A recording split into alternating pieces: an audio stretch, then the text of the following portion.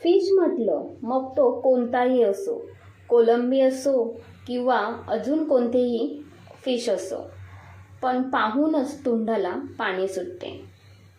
नमस्कार, सुहानीज किचनमध्ये आपले स्वागत आहे. आज आपण चमचमीत झणझणीत कोलंबीची रेसिपी पाहणार आहोत. व्हिडिओ अजिबात स्किप करू नका. बोटे चाटून फुसून खाल एवढी ही चवीला जबरदस्त कोलंबीची रेसिपी तयार होते. तर इथे मी कोलंबी घेतली आहे. कोलंबी घेताना तुम्ही कोणत्याही आकाराची घेऊ शकता, मोठी किंवा छोट्या आकाराची. तर इथे मी मध्यम आकाराची कोलंबी घेतली आहे. आता ही कोलंबी स्वच्छ धुवून घेतली आहे, साफ करून सुद्धा घेतली आहे. यातला जो काला धागा असतो तो काढून घेतला, त्यानंतर स्वच्छ करून घेतली. जर कोलंबीमधला जो धागा असतो तो काढलाच नाही तर पोट खराब होण्याची शक्यता असते. आता लगेचच याला आपल्याला मॅरिनेट करून घ्यायचं आहे. तर त्यासाठी इथे मी हळद आणि लिंबू घालून घेतले आहे.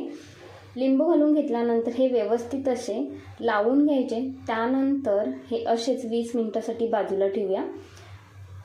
लगेचच एक पेस्ट तयार करून घेऊया. तर त्यासाठी मिक्सरच्या भांड्यामध्ये बारीक चिरलेला अर्धा कांदा घालून घेतला, 4 ते 5 लसूणच्या पाकल्या, अर्धा इंच आलं घालून घेतले आणि ही पेस्ट तयार करून घेतली. गॅसवरती कढई गरम करायला ठेवली. त्यामध्ये 1 मोठा चम्मचभर तेल घालून घेतले. तेलाचे प्रमाण थोडेसे जास्तीचे ठेवायचे. बारीक चिरलेला अर्धा कांदा घालून घेतला. कांदा व्यवस्थित तेलामध्ये परतून घ्यायचा. त्यानंतर यामध्ये जी आपण पेस्ट तयार करून घेतलेली कांदा, लसूण, आलं ही पेस्ट यामध्ये घालून घ्यायची. तुम्हाला पाहिजे असेल तर या पेस्टमध्ये तुम्ही हिरवी मिरची जरी वापरलात तरीसुद्धा चालेल. व्यवस्थित परतून घेतली.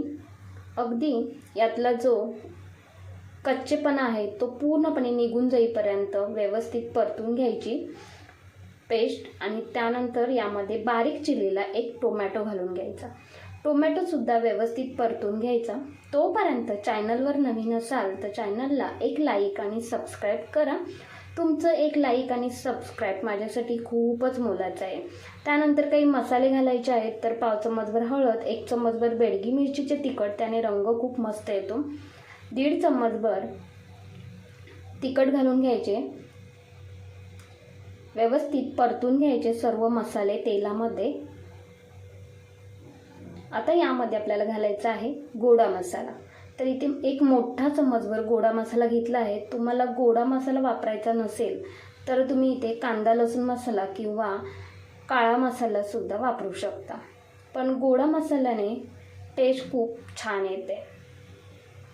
व्यवस्थित मसाला तेलामध्ये परतून घ्यायचा आणि तेल सुटेपर्यंत मस्त असा परतून घेतला. त्यानंतर यामध्ये घालायचं आहे कोलंबी, जी आपण मॅरिनेट करून घेतलेली ती कोलंबी यामध्ये घालून घ्यायची. तर आज आपण पाहतोय कोलंबीचे कालवण.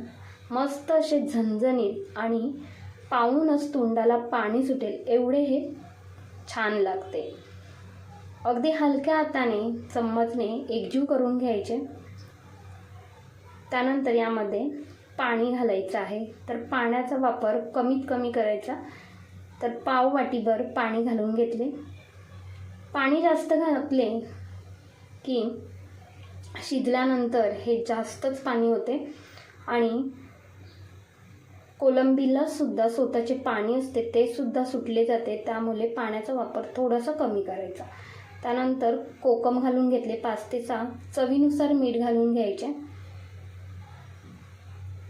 मीठ घातल्यानंतर चम्मचने एकजीव करून घ्यायचे. रंग तर तुम्ही पाहताय खूपच मस्त असा आलेला आहे. आणि आता यावरती झाकण ठेवायचे. गॅसचा फ्लेम मंद ठेवायचा. मंद आचेवरती 5 ते 6 मिनिटभर कोलंबी शिजवून घ्यायची आहे. झाकण ठेवताना असे अर्धवट झाकण ठेवायचे. तर 5 ते 6 मिनिटानंतर इथे झाकण काढून घेतले. मस्त असा सुगंध दरवळत आहे घरभर. एवढा हा कोलंबी मसाला म्हणा किंवा कोलंबी कालवण खूपच मस्त असे तयार झालेले आहे. तर इथे आपले छान असे कालवण तयार झाले. शेवटी यावरती बारीक चिरलेली कोथिंबीर घालून घ्यायची. गॅस बंद करून घ्यायचा. तर हे अशा पद्धतीने तुम्ही कोलंबी कालवण बनवलात नसाल तर एकदा नक्कीच बनवून पहा.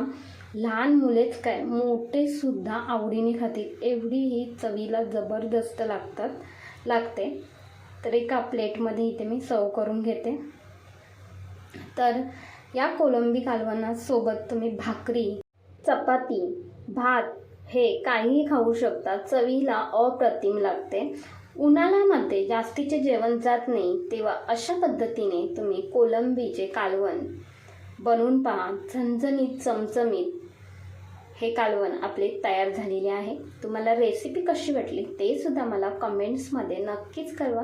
थोडी जरी रेसिपी आवडली असेल तर एक लाईक, शेअर, हाईप तसेच सुहान्स किचनला सबस्क्राईब करायला अजिबात विसरू नका. धन्यवाद.